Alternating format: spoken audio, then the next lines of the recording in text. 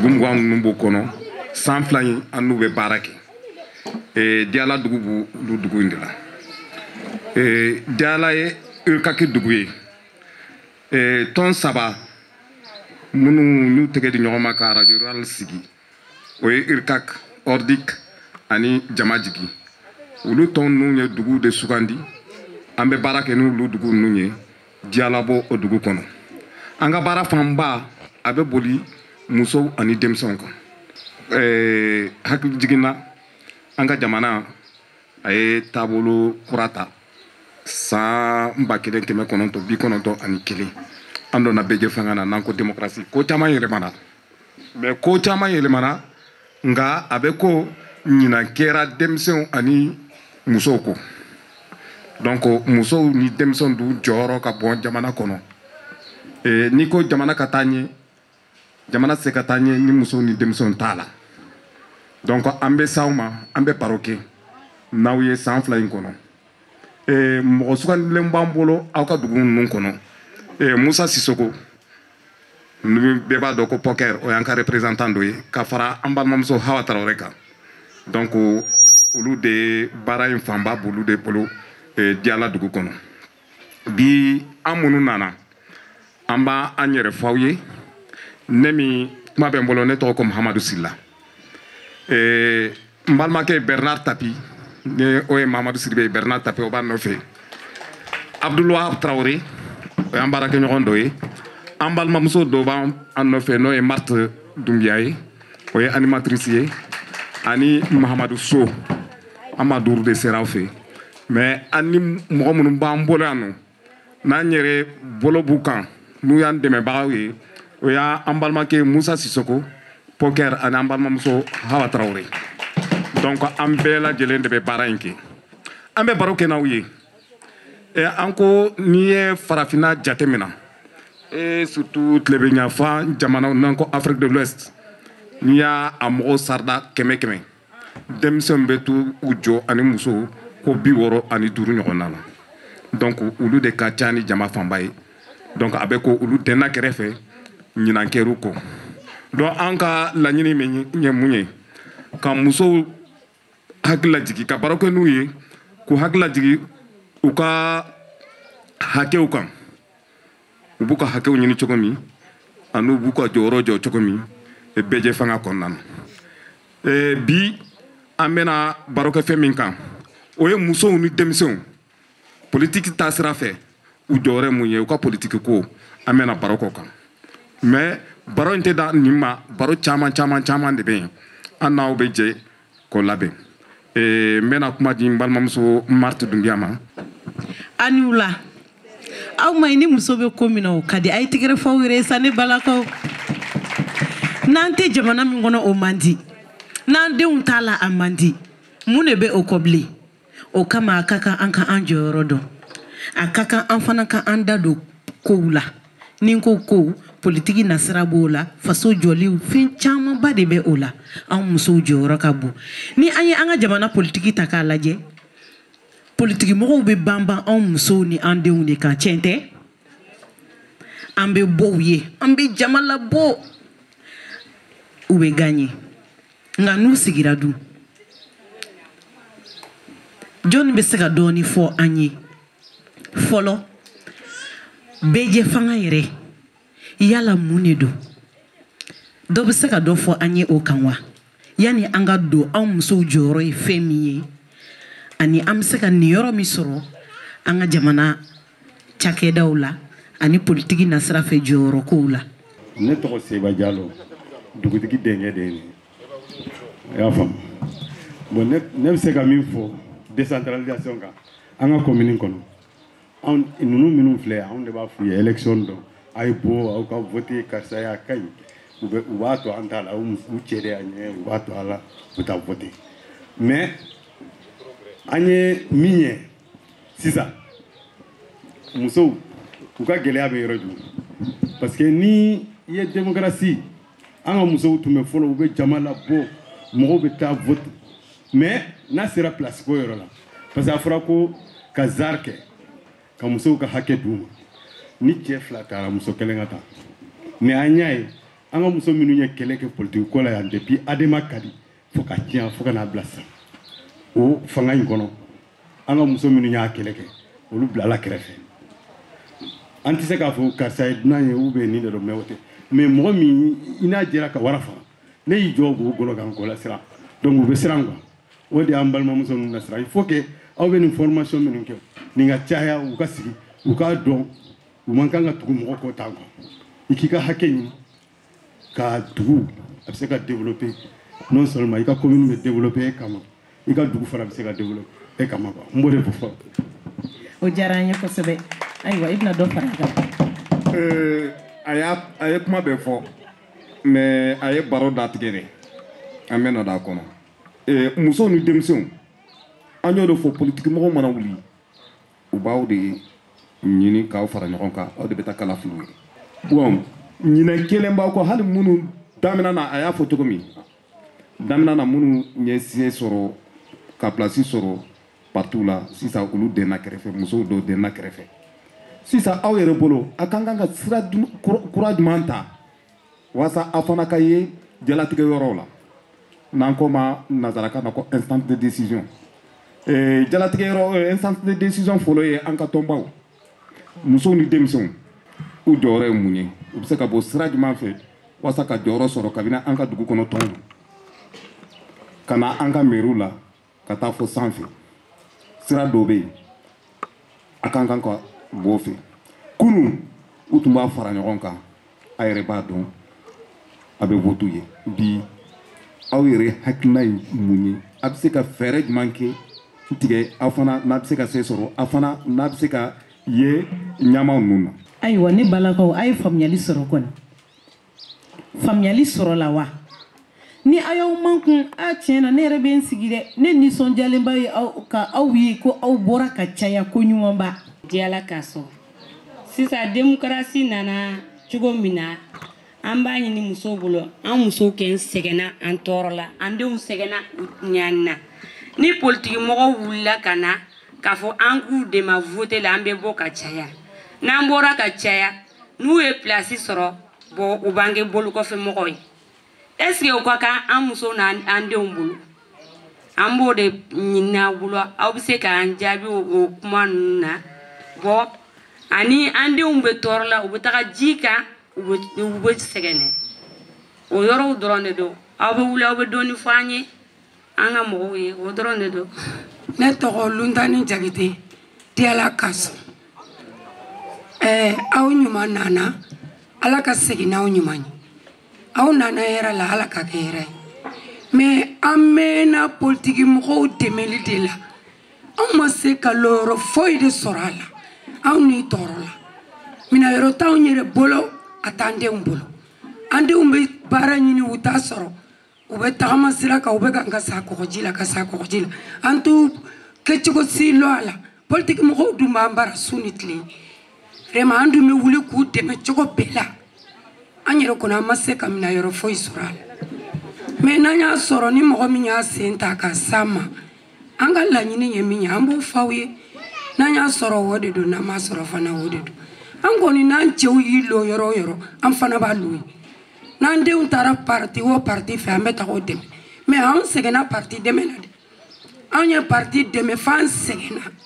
an n'an denw n'an buramusow ne yɛrɛ kɛni bɛ yɔrɔ min ne si jɛlen don bari an sɛgɛnna parti ko an sɛgɛnna an yɛrɛ de b'a fɛ k'an sen b'a la o tɛ ko anw Diyala musow an ma se ka ɲɛ foyi sɔrɔ a la anw sɛgɛnna an b'a fɛ ka b'a la de o dɔrɔn de ye ne kan. ne ba kana taa i ko aw sɛgɛnna aw denw sɛgɛnna aw yɛrɛ fɛ fɛɛrɛ jumɛn bɛ aw bolo aw fana ka niyɔrɔ sɔrɔ aw bɛ se ka dɔw ɲɛna tɔmɔ aw cɛma o tɛ o fana bɛ se ka gɛrɛ aw ye fɛɛrɛ jumɛn hakilinaw la a bɛ se ka fɛɛrɛ jumɛn tigɛ o ko kama. n ko anw ma kalan an ma foyi anw ye kunfin dama de mɔgɔ kalannenw de b'an bɔ dibirɔ an dun b'an balan kalannen minnu ma n'olu ma pɛrɛn kun u t'a ta ka ban kan an bɛ se k'a minɛ yɔrɔ jumɛn ma sisan ne yɛrɛ kɛni ma minɛ yɔrɔ foyi ye nin na an sɛgɛnna parti nɔfɛ an tɛ fɛn sɔrɔ an bɛ tila k'a mɛn u ye nin kɛ karisaw ye u ye nin kɛ karisaw ye anw Diyala musow an mɔgɔkɔrɔba dama an ma se ka foyi sɔrɔ hali tɛ ni sukaro an t'a sɔrɔ. ayiwa diyala muso aw tulo tɛ nin na kalanbaliya o kan ka kɛ degun ye o man kan k'an bali kalafili la mais a b'an décourager parce que minnu b'an ɲɛfɛ u tɛ se ka sira yira n na an bɛ sira jɛlen ɲɛ yɔrɔ min anw musow yɛrɛ kɛni ne yɛrɛ kɛni ma mɔgɔ dɔn ne lunta ni jakite diyala k'a sɔn ne ma mina yɔrɔ sɔrɔ foyi la an sɛgɛnna yɛrɛ de an ka ɲɛmɔgɔw bɛ yan n'i y'a ye u ma sɔn ka kuma ça fait ni de sɛgɛnna parti dɛmɛli la o de y'a to an décourager an y'an sigi Wulematu Berthe ka bɔ Diyala yan a denmisɛnninw ka kalanko o de kɔni b'an jɔrɔ parce que an yɛrɛ ma kalan n'an denw kalanna a ka d'an ye an bɛ mɔgɔ ɲuman fana ɲini pour mun bɛ se ka n'an dɛmɛ an kɔni b'an ɲɛna woloma n'an ye mɔgɔ sɔrɔ min ka ɲi min y'an yɛrɛ dingɛ ye min b'an dɛmɛ an bɛ tugu i ko denmisɛnninw ka kalanko i bɛ fɛ ka mun de fɔ gɛlɛya jumɛn bɛ kalanko in na gɛlɛya b'a la yɛrɛ an ka denmisɛnninw bɛ kalanyɔrɔ la kalan tɛ ka kɛ a gɛlɛya ka bon n'olu kalanna hali n'anw ma kalan u b'an bɔ dibi la dɔɔnin nka yala ni aw musow ye jɔyɔrɔ dɔ ɲini an ka kalafiliw la ka aw sen don aw fana bolo ka don a baara la yala aw fana tɛ se ka kɛ sababu ye ka fɛɛrɛ dɔ sɔrɔ o ko la wa awɔ jɔyɔrɔ kɔni ka di n'aw nana an dɛmɛ baara dɔw la ka na dɛmɛ don an ye an ka baara dɔw kɛ pour an bɛ se k'an yɛrɛ fana dɛmɛ hali n'an ma kalan o fana ka d'an ye n'aw y'o kɛ an bɛ tugu aw kɔ an b'aw dɛmɛ n balimamuso y'a d'a ma ka baara aw b'a fɛ ka aw dɛmɛ baara sugu jumɛn kan baara bɛɛ ka d'anw ye ne fa galadonw bɛ yen safinɛ dilanw bɛ yen baara caman bɛ yen kalaliw bɛ yen baaraba de bɛ yen n'a ye fɛn fɛn d'an ma ni min ka kan o bɛ don o la i y'a ye o de ka di a ye tigɛrɛ fɔ Berthe Gɛku Berthe muso sakɛ ayiwa ne ba dɔ fana nana tɔgɔ duman jamu duman ne ba Orokiya Makalu Diyala i Makalu nse ne ba i bɔra i ye baro ninnu mɛn anw musow jɔyɔrɔ yala ko an ta bɛ kɛ ka tugu politikimɔgɔw kɔ ye wa ka jama labɔ u ye u ka sigiyɔrɔ sɔrɔ anw yɛrɛ niyɔrɔ mun don haminanko tɛ anw musow la wa degunko tɛ an na an b'a fɛ anw musow k'an da tu o la dɔɔnin n bɛ Diyala bɛɛ fo fɛn o fɛn y'i sen ta ka na yan a diyara n ye an ka foli b'u bɛɛ ye aw minnu nana min m'aw natɔ sɔrɔ o kana aw tagatɔ sɔrɔ i ye degun min fɔ degun b'anw ka degun belebeleba an denw ka kalanko bɛ yen an yɛrɛ ka jɔyɔrɔko bɛ yen an tagamara ka tagama an ma se ka ɲɛ sɔrɔ kuma mais don min tɔgɔ ko bi dɔɔnin de don fɛn min ma se n'i y'a fɔ a bɛ kɛ kuma lankolon ye barisa bi komi an bila u bɛ to ka na u bɛ kumaw fɔ an ye an tɛ ɲɛ sɔrɔ ko ma mais tɔn dɔw sigilen bɛ yen ko gaki musow o bɛ sigilen musow de kama tɔn dɔw fana bɛ yen preneur des femmes cɛ si t'o la musow dɔrɔn de b'o la olu bɛ musow dɛmɛ hali kɔsa in na u ko dugu commune kɔnɔ dugu bɛɛ muso k'i ka laɲini fɔ a bɛ sɛbɛn ka taa maire bara ne yɛrɛ Worokiyakun ne ye Diyala suguko de fɔ n ko suguko b'an na a b'an na Kayi a b'an na Diyala yan nɔ barisa sugu min b'an ka Diyala yan samiya fɛ mɔgɔw b'a préféré ka motoni ta ka taa Kamakɔli sugu la ka taa nansan kɛ barisa sira tɛ yen ka na yan sugu la n k'u ka fɛɛrɛ kɛ u k'o dilan an ye sɛbɛnw kɛ commune bɛɛ ka sɛbɛn taara maire bara sisan an bɛ sigilen ka jaabi de makɔnɔ ala sɔnna ayiwa i da sera a ka suguko ma ko o ka gɛlɛn a ye ci lase a ma jaabi sɔrɔ aw tun tɛ o kalama k'a fɔ ko o sɛbɛn dɔ bɛ lase mairie kɔnɔ walasa ka aw dɛmɛ o ko la wa fo ka se bi ma an t'a dɔn k'a fɔ sɛbɛn bɛ taa mairie mais preneur des femmes musow ka tɔn min sigilen bɛ ni cɛ da tɛ don a la o de y'a yira muso bɛɛ k'i ka gɛlɛya fɔ dɔw ko jiko anw kɔni ji b'an bolo mais suguko in de ka gɛlɛn barisa an ka fɛnw mana se place t'an bolo k'a feere Diyala y'an yɛrɛ de don yɔrɔ man bon bɛɛ tɛ se k'i ka nakɔ kɔnɔfɛn sigi ye k'a feere f'an ka taa Kayi de bon Kayi suguko yɛrɛ de y'a gɛlɛman ba yɔrɔ ye don min tɔgɔ ko bi awɔ gɛlɛya jumɛn bɛ Kayi suguko la aw ta fan fɛ gɛlɛya min bɛ yen nɔ san o san an bɛ wari sara mais wari mana sara i bɛ bɔ min kalama mɔgɔ wɛrɛw bɛ t'i sigi ye k'olu y'a san de hali bi an filɛ problème dɔ kɔnɔ an ma ɲɛnabɔ fɔlɔ u bɛ t'i sigi de k'olu y'a san de o dun y'a sɔrɔ anw ka mɔgɔ wulila ka taa mairie la ka wari sara i y'a ye hali bi an ma ɲɛnabɔ fɔlɔ tiɲɛna o ye gɛlɛyaba ye an b'i fo kosɛbɛ ne ba nka an bɛ segin kɔ hali bi aw a filɛ k'a d'a ma ka fɛn fila la GAC groupe d'acteurs citoyens o b'a ka commune kɔnɔ ani plénière des femmes Gaki jɔnw ni jɔnw b'a kɔnɔ a jɔyɔrɔ ye mun ye commune kɔnɔ Gaki jɔyɔrɔ ye min ye commune kɔnɔ ale bɛ gɛlɛya bɛ mɔgɔ min kan i bɛ s'a ma a bɛ don i ni faamaw cɛ a bɛ don i ni faamaw cɛ sani e yɛrɛ k'i ɲɛsin i ni faamaw k'a ta face à face i mana se Gaki la k'i ɲɛfɔ o y'a sɔrɔ i ma se faamaw ma dɛ n'i y'i ɲɛf'u ye u b'i ka kɛlɛ kɛ k'a sɔrɔ i yɛrɛ ni faamaw ma jɔ ɲɔgɔn ma o mɔgɔ kelen bɛ yen groupe fana bɛ yen a bɛɛ b'a la ayiwa n b'a fɛ k'a dɔn halisa ne ba Gaki mɔgɔw jɔnw ni jɔnw bɛ la u sugandira cogo jumɛn Gaki mɔgɔw sugandira cogo min politique mɔgɔ t'a la hali n'i bɛ politique la i tɛ don a la n'i b'a fɛ ka don politique la i bɛ bɔ Gaki la Gaki ye kɛlɛkɛden ye min bɛ mairie ni commune denw ni ɲɔgɔn cɛ Gaki y'o kɛlɛkɛden de ye yala e yɛrɛ bɛ a la wa awɔ ne bɛ Gaki la Gaki sigilen conseil bɛ yan ko liberté denbaya dugutigi ka conseil bɛ yan Diyala yɛrɛ dugutigi ka conseil bɛ yan a ye impôt ko ɲɛnabɔ impôt tun tɛ sara la Diyala commune na Gaki de wulila an yɛrɛ de y'an ka wari bɔ ka sa essence la ka yala commune dugu bɛɛ la ka u sensibiliser u ka impôt sara n'i ye impôt sara impôt mana taga o ɲɔgɔnna wɛrɛ de bɛ lakan ka na maire bɛ baara kɛ a la n'o tɛ mɔgɔ si tɛ se ka wari sɔrɔ faamaw bara k'i bɛ baara kɛ ka sɔrɔ i ma impôt sara i mana taa ni min ye dɔrɔn o ɲɔgɔnna wɛrɛ de bɛ fara a kan ka na n'a ye baara bɛ kɛ a la an y'o kɛ an y'o tournée kɛ o campagne kɛ san min maire yɛrɛ y'an féliciter ko Gaki ye baara kɛ a k'a ye wari min sɔrɔ impôt la a ma deli k'o ɲɔgɔn sɔrɔ a filanan Kamɔgɔlen Pɔnko an tagara o kuma la mais o y'a sɔrɔ dɔw tun taara tribunal la ka ban an ye dɔ fɔ minnu ma se tribunal la an y'olu de ta kuma kɛ mais n'i sera tribunal la dɔrɔn Gaki tɛ se ka kuma tuguni n'i kɛ sera tribunal la dɔrɔn Gaki tɛ se ka kuma tuguni hali ni kɛlɛ b'i kan kana se n'i sera faama bonda la dɔrɔn Gaki ka kuma banna Gaki tɛ se ka kuma o la tuguni an mana taa n'u bɛ session na n'an taara an tɛ kuma an bɛ bout de note de sɛbɛn k'a di a bɛ kalan n'o tɛ an tɛ kuma dɛ an man kan ka kuma parce que an tɛ politique la anw b'u suit la de fadenya tɛ foyi tɛ an bɛ dugu ni mairie mɔgɔw cɛ n'an taara u ka session na an tɛ kuma wa ni mɔgɔ bɛ taa an bɛ mɔgɔ de désigner ka taa an bɛɛ tɛ taa dɛ a bɛ fɔ dɔw de session bɛ u b'an bɔ a kalama session bɛ dɛ an bɛ mɔgɔ fila déléguer ka taa u bɛ taa session suit n'a kɛra ni min bɔra a la u b'an dalajɛ k'a fɔ an ye. parce que a ye min fɔ sisan ne yɛrɛ nisɔndiyara quoi parce que ne de n'ale bɛ pour d'acteur citoyen in na quoi anw de b'a bureau la ɲɔgɔn fɛ an mɔgɔ 17 de don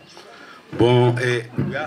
bɛ groupe e bɛ association jumɛn représenter CGC de don wa ASACO de don wa ne bɛ dugutigi commune dugutigi 17 ne y'o de ka représentant ye Gaki kɔnɔ société civile ne y'o de donc o fɛn in na an ye san 4 de kɛ formation na u y'an former mairie bɛ baara kɛ cogo min parce que n'i ye dɔw ɲininka u b'a fɔ mairie sisan wari de bɛ mairie kɔnɔ u bɛna mairie b'a ta dɔrɔn ka baara kɛ or que o tɛ yen mairie a n'a ka population ni ɲɔgɔn cɛ mairie bɛ projet de boloda k'a fɔ nin san in kɔnɔ PDSEC mairie bɛ PDSEC de boloda a b'a fɔ nin san in kɔnɔ n bɛ nin baara in kɛ ka budget dilan k'a fɔ nin baara in ni nin baara in n mago bɛ nin de la mais yan'a k'o kɛ normalement mairie a n'a ka conseil ka kan ka commission de sigi ka yaala dugu ni dugu ka musokuntigiw dugutigiw association ka dugu fara ɲɔgɔn kan ka réunion kɛ ka aw ɲininka est-ce que aw ka hamina ko ye mun ye aw b'o fɔ n'aw y'o fɔ o de bɛ taa ka bila budget k'a fɔ ko PDSEC b'o de ta k'o kɛ budget o réunion fana la normalement association ka kan ka wele dugutigiw ka kan ka wele an ka laadalatɔnw fana ka kan ka wele ka bureau dilan san 4 o san 4 kɔnɔ o bureau mana dilan fɛn bɛ budget bɛ bɔ de kɔnɔ san o san donc n'o bɔra o kɔnɔ mais o wari nin o min bɛ ta mais ni mairie ko sisan ko mako bɛ 1,600,000 de la san kɔnɔ o 1,600,000 i b'a fɔ k'i mako b'a la i ye baara min boloda o baara ninnu de bɛ yira o de bɛ wari bɔ mais maire tɛ se ka taa wari labɔ a yɛrɛ ta mais o budget i y'o min dilan de o budget in fana tɔ tɛ tɔ wari tɔ tɛ tɔ n'i ye budget in dilan dɔrɔn ni wari sɔrɔla dɔrɔn a ka kan ka don a kɔnɔ de hali dɔrɔmɛ kelen man kan ka to yen parce que e de y'a fɔ ko n mako bɛ nin wari in de la normalement n ka kan ka nin baara de kɛ n'a sɔrɔla i ka kan k'a kɛ mais an y'a ye a gɛlɛyaba de b'anw ka commune kɔnɔ yan parce que brisé be dilan an yɛrɛ ya formation kɛ brisé be dilan même comme ka fɛn dɔw bɛ yen quoi an ni ɲɔgɔn cɛ olu tɛ se ka fɔ quoi mais an ka maire financier de la commune a tɛ mairie agent dɔn nombre min bɛ sara. o ye kabako ye dɛ o bɛ se ka kɛ cogo di. bon an ka maire financier a t'a dɔn a ka kan ka agent hakɛ min sara mais normalement maire kɔni ka kan k'i ka baarakɛla bɛɛ dɔn ou bien maire ka kan k'a ka baarakɛla bɛɛ dɔn kelen maire financier fana ka kan k'a dɔn ani mɔgɔ minnu bɛ baara kɛ. mais ni ye budget nana yira o la an bɔra ka budget bɔra ka dilan octobre kalo in kɔnɔ sariya y'a fɔ primitif additionnel bɛ dilan juin primitif de dilanna 31 octobre sariya wajibiya budget yira la o la donc aw fɛla ko kɛra mun ye Diala fɛla ko kɛra mun ye budget ko la aw ye mun yira commune. bon n bɛ min f'i ɲɛna an ka commune na budget n'a bɛ kɛ an ye min fɔ aw ye o de tɛ kɛ quoi o de y'a kɛ généralement u bɛ budget dilan wari min bɛ sɔrɔ a tɛ se ka dɔn parce que n'i ma mɔgɔw ɲininka k'a fɔ ko aw mako bɛ nin musow mako bɛ nin de la denmisɛnninw mako bɛ nin de la dugu yɛrɛ mako bɛ nin de la commune fana mako bɛ nin de la mais hali n'i ye wari sɔrɔ i t'a dɔn i b'a dɔn cogo min parce que a baara bɛ gɛlɛya i bolo n'i yɛrɛ taara dɔrɔn ka fɛn dɔ dilan k'a bila a baara ka gɛlɛn quoi donc o de b'an kan quoi i y'a faamuya o de bɛ commune kan dɔɔnin quoi. ne b'a fɛ ka ɲininkali kɛ e da ko financier mairie financier ko tɛ baarakɛla bɛɛ dɔn i ɲininkara k'a fɔ ko yala mairie yɛrɛ tɛ a ka baarakɛlaw bɛɛ dɔn wa maa o maa bɛ baara kɛ mairie kɔnɔ. n ko maire b'o dɔn. maire b'o dɔn maire financier de tɛ a dɔn. an ye formation kɛ a ka ca si a taa ɲɛ ani maire financier an b'a a t'a dɔn yɛrɛ u ko yɛrɛ ko sariya tɛ k'a k'a dɔn an y'o formation kɛ. hali bi ale sigilen don. a bɛ yen a gɛlɛya b'an ka mairie kɔnɔ hali sini mais an ye formation kɛ fo cɛ yɛrɛ k'a ma ko zonzanni ta ye kɔmɔ ye kɔmɔ ka bɔ zonzan k'i dogo o bɛ fɔra an ye yan mais an bɛ min fɔ aw ye dɔrɔn musow aw nana min na gɛlɛya min bɛ musow ka côté la n b'o fana fɔ aw ye musow f'u k'u k'a dɔn ko sisan politiki bɔra k'i bori mɔgɔ nɔfɛ dɔrɔn Diala bɛ yɔrɔ min bi Diala ye duguba de ye n'a fɔra ko nin commune in créera sa ɲinan y'a san 23 de Diala muso kelen tɛ yan min ye conseiller ye n'a ma kɛ laban ye i y'a faamuya donc an bɛ min ɲini u fɛ u denw de y'anw ye ani u dɔgɔninw de y'anw ye ani u cɛw an t'a ɲini ka taa u kun di warama do k'u kun ci quoi an b'a ɲini u fɛ de ni élection wulila parti o parti n'u y'u ka mɔgɔ d'a ma u k'a fɔ hey n'aw ma karisa ta aw tɛ tugu aw kɔ an yɛrɛ musow sen ka don a la u ka se k'u ka hakɛ ɲini a bɛ fɔ de ma ko zar ni zar an y'o de formation kɛ k'a fɔ ko zar ka kɛ ni cɛ 2 t'a la muso ka kɛ 3nan ye ni cɛ 5 ni cɛ 2 t'a la o kɔfɛ tuguni muso ka kɛ 6nan ye mais an ka musow tɛ sɔrɔ o de kɔnɔ an ye min ye yan an ka commune na yan muso minnu ye kɛlɛ kɛ politique la yan ka kɛlɛ kɛ fo ka n'a bila bi la olu ma foyi sɔrɔ a la mais an y'a ye tout derrière u b'a fɔ karisa association ba b'a bolo yan fɛ u b'o ta k'a k'a la or que olu bɔra yɔrɔ wɛrɛ de ka na k'a sɔrɔ u t'an ka commune yɛrɛ muso ye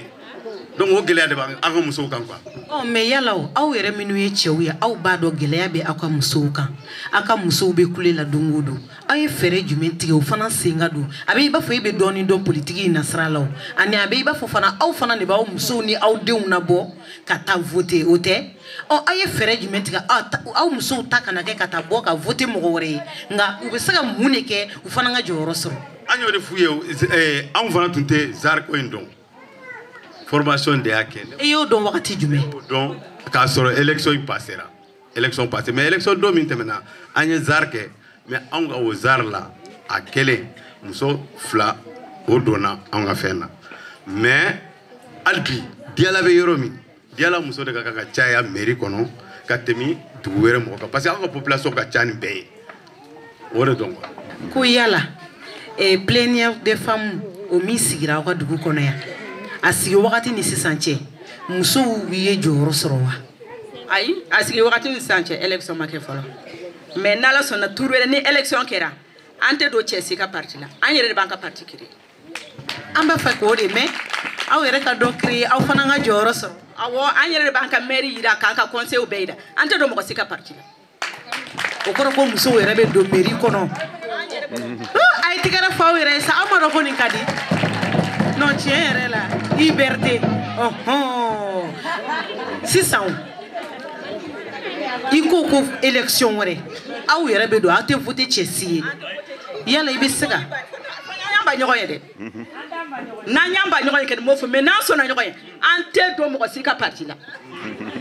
ayiwa i bɛ se ka o fɛɛrɛ ninnu dɔɔni e bɛ ka mun de kɛ ka musow la faamuya o n'a nasiraw fɛ o de an b'o de sensibilisation an bɛ kan ka taa dugu la kelen kelen ça fait seulement n'i ko muso a ye bɔ an ka ɲɔgɔn ye u tɛ sɔn ka bɔ n'o tɛ an b'o de fɛɛrɛ la aw ka kan ka mun de kɛ sisan e ko musow ka bɔ k'o k'u tɛ bɔ preneur de femme nin de a bɛ tuuru kɛ dugu bɛɛ la kelen kelen n'Ala sɔnna a bɛ tuuru kɛ dugu bɛɛ la wa an bɛ nin de fɔ dugu bɛɛ la propagande tɛ koyi an tɛ don cɛ si ka fɛn la wa cɛ tɛ don an na a banna dadigi kɛra aw la fo ka dama tɛmɛ sisan dadigi kɛra n'an y'o de ye sisan an ye fɔɲɔ sama koyi musow ka bureau in tɛ wa an bɛ conseil de cercle la o conseil de cercle b'an kalama sous préfet b'an kalama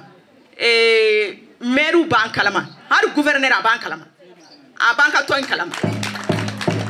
tiɲɛ na o ye koba ye a ka kan ka tigɛrɛ ba fɔ a kunna tiɲɛ yɛrɛ la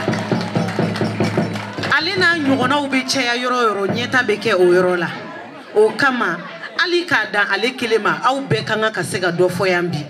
a y'aw wasa dɛ tiɲɛ tɛ a ye kuma sa aw fana ka dɔ fɔ sa yɛlɛma jumɛn donna aw ka kow la plénière de femme in nalen kɔ aw ka dugu kɔnɔ yan nɔ jɔnni bɛ se ka dɔ fɔ o kan k'a sɔrɔ ale tɛ aw ka dugu kɔnɔ yan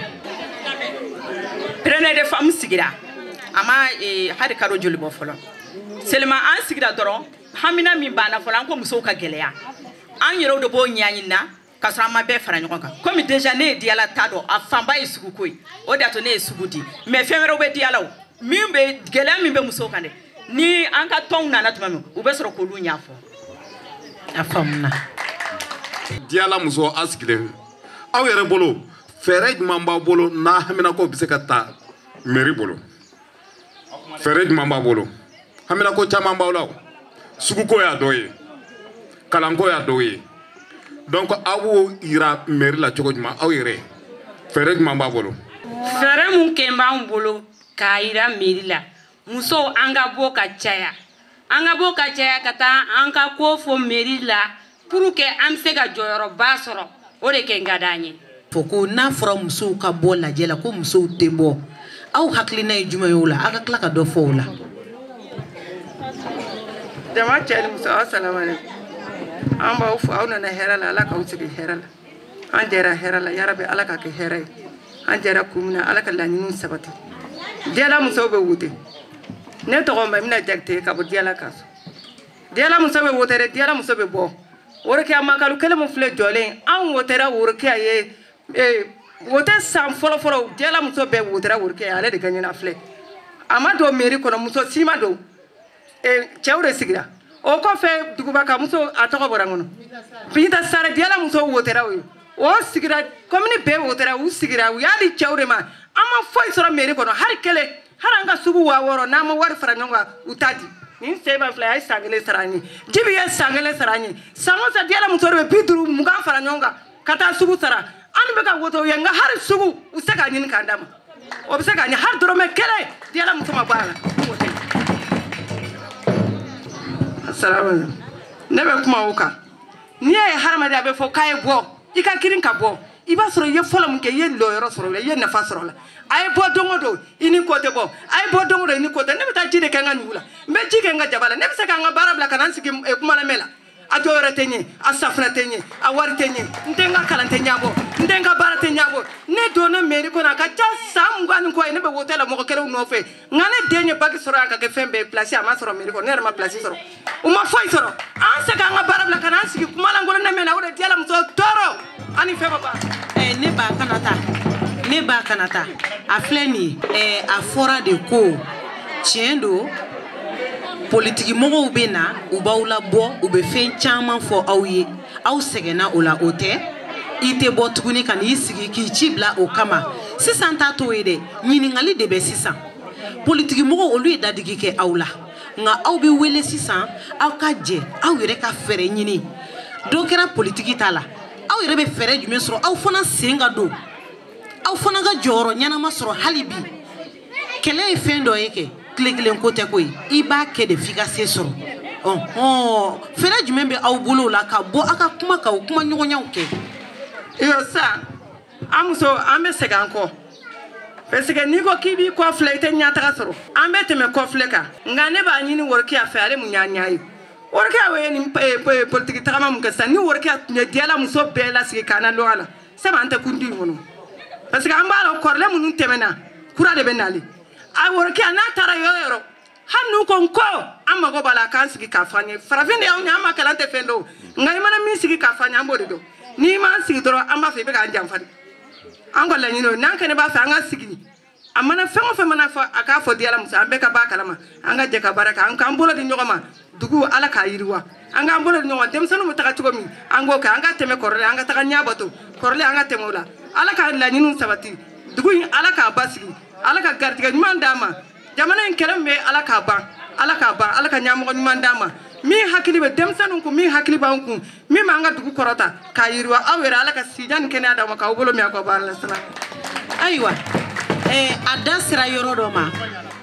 o ye ka kuma kɔmasegin kɛ nka Worokiya y'a yira k'a fɔ ko ale tɛ politiki la nka ale bɛ a ka dugu kɔ kɛlɛ de la Worokiya mun b'i bolo k'a fɔ o la o b'a yira k'a fɔ i ka kan ka lafaamuyali kɛ hali bi i ka baara ka musow k'a faamuya walasa u ka bɔ tɔn min sigira ko Gaki a sigira a ma mɛn o tɛ politiki la o ne tɛ politiki la mɔgɔ mɔgɔ n'i bɛ politiki la i tɛ don a la sisan anw ni politiki ye sina de mɔgɔ mɔgɔ n'i bɛ politiki la i tɛ don o la u ko yen faamu ne tɛ politiki la dɛ n'a ka tɛra ni min bɛ lɔ yɔrɔ dɔ fɛ politiki la i bɛ taa ni fan wɛrɛ mais tiɲɛ la ne kɛlen tɛ politiki la hali conseil de cercle la hali président de femme an y'an kan di dɛ an tɛ politiki kɛ voilà a y'a faamuya ne ba i y'a faamu i b'a fɔ a y'a fɔ cogo min na a bɛ segin kɔ de o tɛ jɔnni wɛrɛ fana bɛ se ka dɔ fara o kan i bɔra k'a kuma mɛn ko musow sɛgɛnna ka bɔ mɔgɔ wɛrɛw ye ka kala fili aw musow aw kan ka mun de kɛ min ka d'anw ye n'aw sera k'an dɛmɛ o ka d'an ye parce que hali Binta Sari tun y'an bila galadon na mairie kɔnɔ o galadon in kɛra wagatini u y'a finiw feere ka wariw fara ɲɔgɔn kan an ma foyi sɔrɔ a la an ta kɛra a la yeli de ye an ma foyi ye an ma sɔrɔ fosi sisan n'aw sera k'an dɛmɛ ka dɔ wɛrɛ k'an ye o ka d'an ye a n'an ka sugu ko in parce que don dɔ la ne ka doni sigilen bɛ don ɲɛfɛ a ye doni ta k'a ɲun k'a sigi n kun a taara polisicɛ wele ka na polisicɛ ko n ka wuli ka bɔ yen ne ni n ka doni tagara sugu kɔnɔ n bɛ yaala polisicɛ ko ne ma k'a ye mun ye aw ka sabali ɲɔgɔn kɔrɔ ɲɛ m'o fɔ dɛ e ko de ko ne ka wuli ka bɔ yen ça fait sisan anw ta tɛ sugu ye mɔgɔw de ta ye sugu ye sugu kɔni t'anw bolo an bɛ sɛgɛnɛ n'an tagara an b'an ka biɲaru ta an n'an cɛw ka fɛnw bɛ taa ba la sugu la an bɛ taga n'u ye sugu la de k'u yaala an tɛ sigi an sɛgɛnnen bɛ an denw sɛgɛnnen bɛ école filɛ nin ye u bɔra yen u filɛ privé de la 1800 7e classe 9 o ye 2000 ye 3e année ka taa bila 6e la o ye 1000 ye an b'o sɔrɔ cogo di n'an ma baara kɛ n'aw y'an dɛmɛ an ka baara kɛ an n'an cɛw an bɛ ɲɔgɔn dɛmɛ o de ye ne ka kuma ye ayiwa dɔ wɛrɛ bɛ jɔnni fɛ ka fara o kan ayiwa an ka musokɔrɔba wulila n bɛ jama bɛɛ fɔ a ye galadonni kuma min fɔ sisan a wari tun bɛ ne de Mamu Jawara de bolo 100,000 commune wari de don mais u nana yan k'u b'an dɛmɛ ko ka taa ni an ka taa ni wari dɔ ye pour u bɛ se k'an dɛmɛ cogo min an bɛ yɔrɔw dayɛlɛ an ni wari in taara 100,000 ka tila tɔn o tɔn bɛɛ ka 1000 di ka fara a kan miliyɔn don dɛ miliyɔn jate min don sisan hakili t'a la mais miliyɔn de dira miliyɔn dira tilala an bɛɛ ni ɲɔgɔn cɛ commune bɛɛ de ni ɲɔgɔn cɛ n'a dira min ma a sarali o de kɛra baara ye caman y'a sara mais don do san kɔrɔ a nana ne nɔfɛ o y'a sɔrɔ farigan bɛ na k'an ka taa kanini yɔrɔ n ko man kɛnɛ a ko n ka papiye d'a ma papiye dɔ bɛ n bolo yen an yɛrɛ ka yan papiye o bɛ n bolo n y'a di komi an bɛ taa wari sara n'an taara n bɛ n ka signature k'a la n'a fana taara don min a b'a ka signature k'a la. e ni jɔn de tun bɛ o baara kɛ. ne ni Binta Sari ni wariw farala ɲɔgɔn kan anw de bɛ taga wari in sara n'an taara ni n bolo ye wari min sara n bɛ n ka signature de k'a la mbena I ka kuma kɔnɔna na I y'a yira k'a fɔ ko a ye galado min kɛ ni a ye 100 ɲɔgɔn sɔrɔ commune kɔnɔna na a ka association bɛɛ kelen-kelen na tilara ka 1000 di o tɛ yala association joli ye wari di commune bɛɛ de don ni min ye wari di a bɛ sɛbɛn ni min ye wari di a bɛ sɛbɛn o wari in tilalen sisan commune a ka commune ta kɛra joli ye a la n filɛ o de la dɔrɔmɛ 1 1000 dɔrɔmɛ 1 filɛ kaburu de kunna dɔrɔmɛ 1 a fɔra de ko ni jago kɛra a la n'an ye wariw sara k'a tɔnɔ